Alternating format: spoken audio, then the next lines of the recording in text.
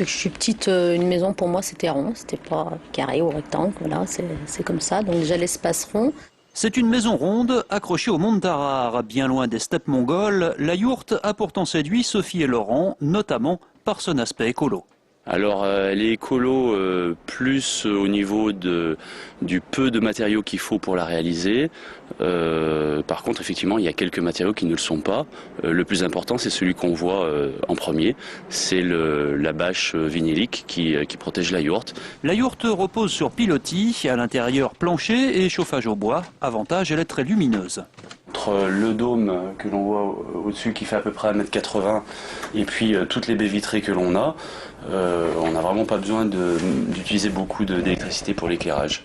Sophie et Laurent ont monté eux-mêmes avec l'aide de copains leur yourte achetée en kit aux États-Unis, mais ils ont pris la précaution avant d'obtenir leur permis de construire. On est propriétaire du terrain et effectivement ça nécessite un permis de construire.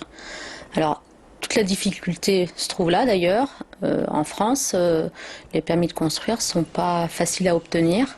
Pourtant, la yourte, vue comme ça, c'est presque une maison comme une autre. Voici la chambre des enfants et la cabine de douche. On est bien loin du camping sous la tente. Ah oui, c'est une vraie cuisine équipée avec un lave-vaisselle, une cuisinière, un four, frigo, tout ce qu'il faut pour une vie moderne.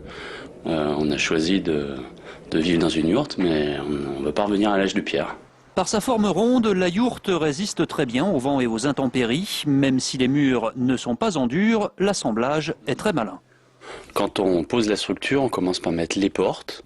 Ensuite, on met ce treillis, ce lattis, qui est d'ailleurs en douglas. Tout le bois de la yourte est en douglas. Et puis on va venir mettre ce câble-là, qui est un peu le câble magique, puisque c'est lui qui va tenir toute la yourte. Et on va venir ensuite emmancher toute la charpente sur ce câble-là. Donc c'est vraiment l'ensemble qui se tient par lui-même.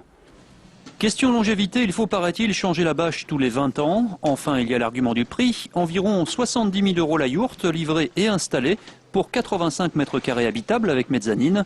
De quoi rester zen, même en pleine crise de l'immobilier.